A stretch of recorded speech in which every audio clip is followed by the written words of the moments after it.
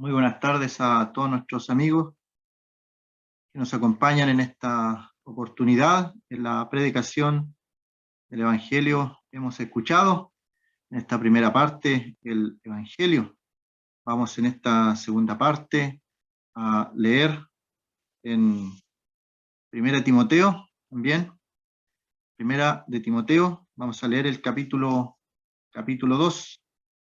Primera de Timoteo, capítulo 2. Estamos viviendo en nuestro país tiempos convulsionados respecto a la política de este mundo, a lo terrenal, a lo terrestre, a lo humano. Y esto no es nuevo. A lo largo de toda la historia de la humanidad han pasado estos procesos históricos. Y el creyente es parte de este mundo.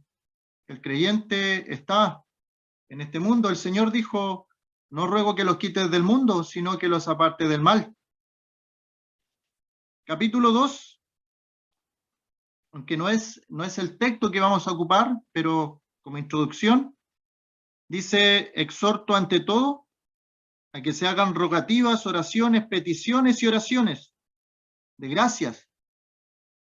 Estas son palabras del apóstol Pablo a los creyentes, a los cristianos, a los que han conocido al Señor. ¿Cuál es nuestra función en este tiempo de angustia para algunos, de preocupación para otros? Dice: se hagan rogativas, oraciones, peticiones y acciones de gracia por todos los hombres, por los reyes y por todos los que están en eminencia, las autoridades, gobernadores, presidentes, diputados, senadores, alcaldes, todos los que están en alguna eminencia han sido puestos allí por Dios. Y el creyente, la iglesia del Dios viviente, debe hacer rogativas, oraciones, peticiones y acciones de gracia por ellos. Y la razón, dice el versículo 2, para que podamos vivir quieta y reposadamente, en toda piedad y honestidad, porque esto es bueno, agradable delante de Dios nuestro Salvador. Hay problemas, hay dificultades en nuestro entorno, en nuestro país, y obviamente, como decía, hay preocupación también. ¿Qué podemos hacer como creyentes, como cristianos? Orar al Señor, hacer rogativas, peticiones, obviamente cumplir con nuestro deber cívico delante de la presencia del Señor. Pero lo que el mundo no puede hacer, las personas que no conocen al Señor no pueden elevar oraciones por la paz de nuestro país. Es una responsabilidad del creyente, del cristiano, del que tiene la promesa de que Dios oye nuestras oraciones.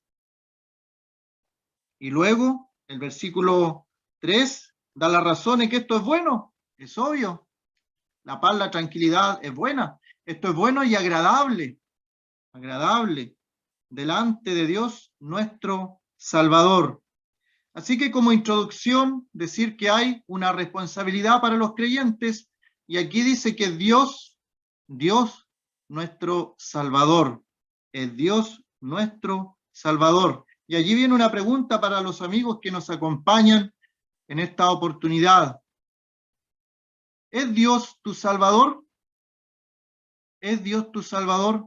Solamente hay dos respuestas. Una respuesta positiva, afirmativa y con seguridad. Sí, Dios es mi Salvador. Y la otra respuesta es un no. No, Dios no es mi Salvador. Pero entre esas dos respuestas hay varias que están entre medio. Es que yo no sé, es que no estoy seguro, es que yo he ido toda la vida a la iglesia, me he congregado, me aprendo los versículos, sé las canciones, pero todas esas respuestas no están en el positivo, no están en el sí, están en el no, que no son salvados. La duda que la persona puede presentar, lo más probable es que esa persona no sea salvada. porque hay una seguridad absoluta. Si usted le pregunta a mis hermanos presentes en esta sala, ¿usted es salvado?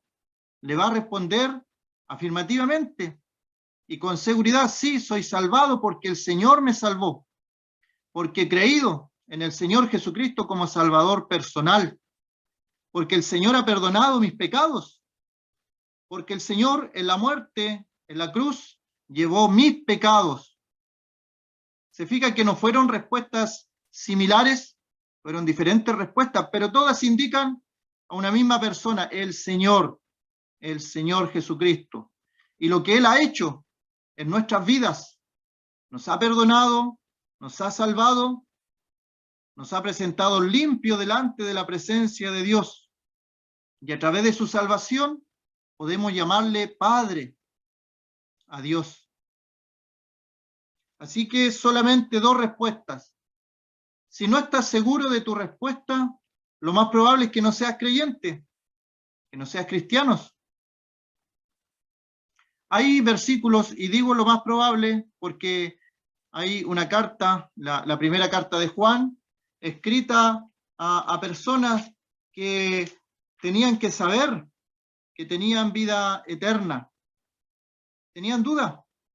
Y Juan les escribe y dice: estas cosas os escribo a vosotros que creéis en el nombre del Hijo de Dios, para que sepáis que tenéis vida eterna, para que sepáis que tenéis vida eterna.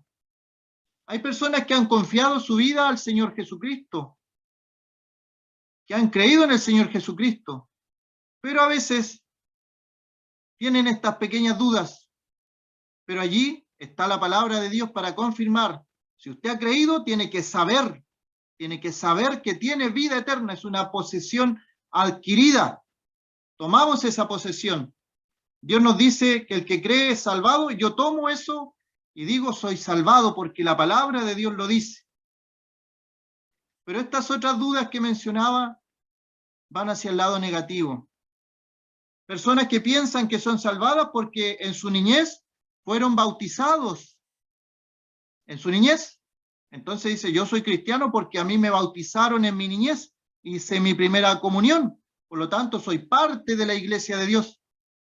Eso podría en apariencia para algunos religiosos estar bien, cumplió los mandamientos, pero bíblicamente eso no es nada, no es nada. Soy salvado y soy parte de la iglesia porque he seguido todos los estatutos que la denominación me pide, me solicita. Y estoy incluso anotado en aquellos libros que me pidieron anotarme de la congregación.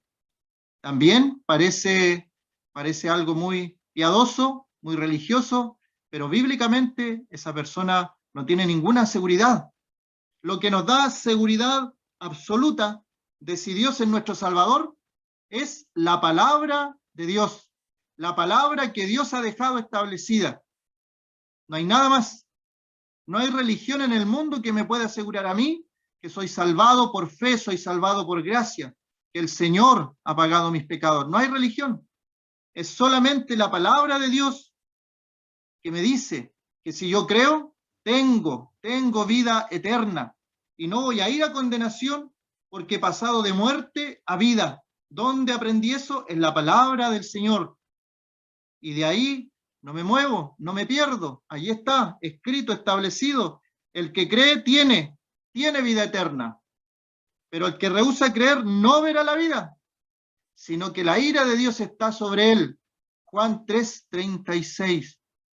El Señor lo dijo en su palabra. Hay gente que cree y hay gente que rehúsa creer. Hay gente que Dios es su Salvador, le ha salvado a través de nuestro Señor Jesucristo. Y hay otras personas que rehúsan creer. La palabra rehusar es que una y otra vez se le ha predicado el Evangelio y la persona dice: soy muy joven, lo dejo para después, esto no es para mí. Y le rehúsa creer, lo deja pendiente, postergado. Es más importante otras cosas de este mundo. Y el Señor y las cosas espirituales las dejamos para después. Cosas en este mundo que son importantes, pero el alma, tu alma. ¿Has considerado tu alma como valiosa? ¿Le has dado un valor a tu alma? ¿Qué sacas con tener un buen trabajo, un buen pasar, una buena profesión y tener todo lo que quieras en este mundo porque tienes posesiones, dinero y lo puedes adquirir? Y si el día de hoy vienen a pedir tu alma, si hasta aquí llega tu vida, todas esas cosas que tú has provisto, ¿no las puedes llevar al cielo o al infierno? No se puede. El cielo y el infierno son dos lugares espirituales. No puedes llevar nada terrenal, nada terrenal. El cual, dice el versículo 4, este Dios, Dios Salvador, porque la salvación es de Dios desde la antigüedad. Mirad a mí, dice el Señor, y sed salvos todos los términos de la tierra, porque yo soy Dios y no hay más. ¿De quién proviene la salvación? De Dios.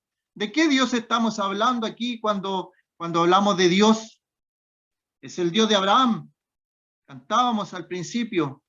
El Dios de Abraham, el Dios de Jacob, el Dios de Isaac, el Dios de Israel. El Dios que vino a este mundo. Y aquí mismo en este libro, Primera de Timoteo, capítulo 3, versículo 16, nos dice que indiscutiblemente grande es el misterio de la piedad. Dios fue manifestado en carne, justificado en el Espíritu, visto de los ángeles, predicado a los gentiles, creído en el mundo, recibido arriba en gloria. ¿De qué Dios estamos hablando? El Dios todopoderoso, el Dios que hizo los cielos y la tierra, el Dios que aparece en Eclesiastés capítulo 12, acuérdate de tu Creador en los días de tu juventud, antes que vengan los días malos y lleguen los años de los cuales digas, no tengo en ellos contentamiento. Esto habla de que un día somos jóvenes y al otro día los años pasan tan veloces y la vida pasa con gran rapidez, gran rapidez. Ni siquiera nos damos cuenta, es un soplo la vida. El Dios de Israel, el Dios de Abraham, de Jacob, de Isaac, el Dios de Israel se hizo hombre. Dios fue manifestado en carne. Y capítulo 2, versículo 4 dice de este Dios que estamos hablando, el único y sabio Dios, dice, el cual quiere que todos los hombres sean salvos y vengan al conocimiento de la verdad. El Evangelio no es para unos pocos, no es para unos pocos. Hemos visto que hay gente que cree y hay gente que rehúsa creer. Y aquí dice, el cual quiere que todos los hombres, todos los seres humanos sean salvos. Esa es la voluntad de Dios. El deseo del corazón de Dios, dice, el cual quiere que todos los hombres, todos los seres humanos sean salvos y vengan al conocimiento de la verdad. ¿Cómo una persona va a ser salvada si no ha conocido la verdad? Si no ha experimentado la verdad. Juan capítulo 14 dice, ¿quién es la verdad? El Señor Jesucristo dijo, yo soy el camino, la verdad y la vida. Nadie viene al Padre sino por mí. Es el Señor, Él es la verdad. Y no hay muchas verdades, así como no hay muchos dioses. Hay un solo Dios. Hay una sola verdad, el Señor Jesucristo. Y es el deseo del Señor que vengas al conocimiento de la verdad, al conocimiento del Señor Jesucristo. Conocer, saber y creer en nuestro corazón que Él pagó nuestros pecados, que cuando Él estaba muriendo en la cruz del Calvario, estaba pagando mis pecados, estaba muriendo por mi iniquidad, estaba muriendo para llevar mi maldad. En su cuerpo sobre el madero llevó mis pecados. Y ahora soy limpio soy salvado, soy perdonado, porque el Señor Jesucristo murió en la cruz del Calvario para salvarme, para perdonarme. ¿Crees esto, amigo? ¿Crees esto? ¿Has tenido este conocimiento de la verdad? Y el versículo 5 nos da claridad. Dice, porque hay un solo Dios. Porque hay un solo Dios. No hay multitud de dioses como dicen algunos. ¿Sabe que esto es impresionante en nuestro día? Incluso algunas religiones ya están hablando de que depende del punto de vista de cada país, de cada región, de cada cultura, y se están haciendo uniones entre iglesias de Occidente, de Oriente, y dicen, bueno, no importa cuál sea tu Dios, todos buscamos lo espiritual. Falsedad más grande, falsedad más grande. Y prontamente vamos a ver eso más seguido en nuestro país también. Está planificado, hay planes que vienen con eso ya. Es terrible lo que busca la globalización. No importa cómo se llame tu Dios, pongámosle cualquier nombre, pero la Escritura dice que hay un solo Dios, el Dios creador de los cielos, la tierra, el Dios de Abraham, de Isaac, de Jacob, el Dios de Israel. Porque Juan capítulo 4 dice que la salvación viene de los judíos. La salvación viene de los judíos. Fue enviado a este mundo nuestro Señor. Dios se hizo hombre. Dios fue manifestado en carne. Y si hay un solo Dios, y como lo sabemos también, referente a la doctrina de la Santísima Trinidad, que lo experimentamos en el bautismo. Bautizamos a las personas en el nombre del Padre, y del Hijo, y del Espíritu Santo. 3 personas, pero un solo Dios. Un solo Dios. Hay un solo Dios y un solo mediador. En el día de hoy también hay personas que han estudiado la mediación. Hay personas que trabajan en esto de la mediación, en hogares con conflicto, en familias destruidas, y buscan ayuda y van a un mediador que tiene que buscar que las partes se conecten, que vuelvan a establecer lo que ha fallado en la familia. Y si lo hace, es un buen mediador. Y el Señor es el mediador. Hay un solo Dios y un solo mediador. No hay otro, ni otra. Hay un solo mediador entre Dios y los hombres, Jesucristo hombre. Y el escritor aquí quiere mostrar como figurativamente que el Señor Jesucristo es la única persona que puede, por así decirlo, tomar con una mano a Dios y con su otra mano al hombre, y juntarlos, volverlos en amistad, porque el Señor Jesucristo es Dios, y al mismo tiempo el Señor Jesucristo es hombre, y no hay duda alguna en ello. A través de los 4 relatos que tenemos de la vida del Señor Jesucristo, Mateo, Marcos, Lucas y Juan, tenemos los relatos del Evangelio de nuestro Señor Jesucristo. Allí nos muestra cómo Él fue hombre, cómo nació, cómo creció en estatura, en gracia para con los hombres, para con Dios, cómo tuvo sueño, cómo Él tenía sed, cómo Él lloró. Un hombre, perfecto, pero hombre. Y la Biblia nos aclara que era sin pecado, sin pecado.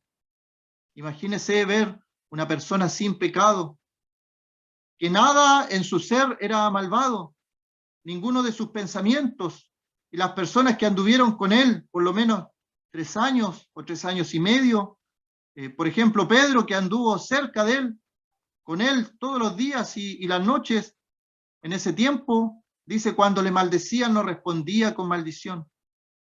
Veían en él su santidad, la hermosura de su santidad, como decían los salmos, contemplaron la hermosura de la santidad de nuestro Señor.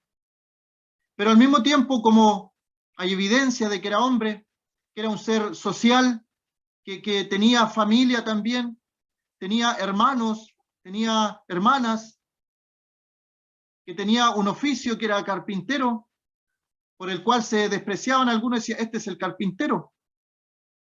Era un hombre, y un hombre perfecto, un hombre sin pecado, pero al mismo tiempo era Dios. Al mismo tiempo era Dios manifestado en carne, que podía con una sola palabra sanar a los enfermos, resucitar a los muertos, calmar las tempestades y los furiosos vientos con su palabra. Era Dios. Y al tercer día resucitó de entre los muertos, cual Dios, cual hombre murió en aquella cruz. Hubo pruebas de su muerte, no como la teología liberal que hoy habla tantas cosas. El Señor murió, dejó evidencia de su muerte. Su costado traspasado con una lanza, de donde brotó sangre y agua. No quebraron sus rodillas, que era para apurar la muerte, porque ya estaba muerto. Y cumplieron el salmo, no será quebrado hueso suyo. Era hombre, pero era Dios. Resucitó de entre los muertos, hizo milagros por todos lados. Si se hubieran escrito libros de todo lo que el Señor hizo, Juan dice que ni aún en el mundo cabría tantos libros para contar todo lo que el Señor hizo en este mundo. Con su palabra solamente alimentó a más de 5.000 personas. En otro relato habla de 4.000, contando solamente los varones. El Señor, Dios manifestado en carne. Entonces ahí le tenemos un mediador entre Dios, siendo Él Dios, y los hombres, siendo Él también el hombre perfecto, siendo el hombre perfecto. Mi hermano hablaba de Adán. Hay cristianos liberales que hablan de que Adán es una leyenda hebrea, imagínense a lo que se llega. Y esos libros están en librerías, entre comillas, cristianas, diciendo que es una leyenda. De la Escritura en Romanos, en Corintios, y el mismo Señor nos habla de que fue Adán un personaje real de carne y hueso, Adán, que tuvo hijos, tuvo descendientes, y nos explica allí dónde cada uno de sus descendientes fue a parar, algunos hacia el oriente, otros se quedaron allí en el norte de la tierra. Es un personaje real. Y así como el primer Adán pecó, el segundo Adán, como hombre perfecto, hizo todo lo correcto. Y él es el mediador entonces entre Dios y los hombres. Versículo 6 dice, el cual se dio a sí mismo en rescate por todos, nuevamente por todos. Nadie va a poder decir en el día del juicio, si rehúsa creer el evangelio aquí y aparece en el infierno, en la condenación, no podrá decir delante de Dios, es que yo no sabía, no tuve la oportunidad, es que a mí nadie me dijo. Está abierta la salvación para todos. El Señor se dio en rescate, la figura es preciosa, un salvavidas, un rescatista. Vemos las noticias y vemos cómo a veces incluso los salvavidas o los rescatistas salvan a las personas al costo de su vida. Pero es su trabajo. Ellos han elegido ese trabajo de rescatar personas, de salvar personas. El Señor voluntariamente decidió venir a este mundo para rescatar salvar lo que se había perdido, rescatarnos de la condenación eterna, y se dio a sí mismo, no envió a otra persona, no envió un sustituto, fue el mismo Dios manifestado en carne que nos rescató a través de su muerte en la cruz. Y dice, de lo cual se dio testimonio a su debido tiempo, quedó registrado en la palabra de Dios todo lo que el Señor hizo, todo lo que el Señor padeció en la cruz, su vida, su obra, todo quedó registrado a su debido tiempo, dice. Si estás en esta tarde acompañándonos, ¿podrás decir tú, yo no sabía del Señor Jesucristo? Vienen fechas donde la gente va a celebrar, va a recordar la nativitate, la Navidad, el nacimiento de Jesús. Como cultura judío-cristiana occidental, nuestros países lo recuerdan. ¿Podrá decir alguien, yo nunca supe lo que el Señor había hecho por mí? Él es nuestro mediador, Él es nuestro Salvador, nuestro perdonador. ¿Será tu Salvador? ¿Será tu Salvador? ¿Es tu mediador? ¿Puedes en este momento con seguridad decir, soy salvado porque el Señor Jesucristo pagó mis pecados en la cruz? ¿Tienes esa seguridad? Eso es lo que invita a la palabra, tener la seguridad. Cree en el Señor Jesucristo y serás salvo.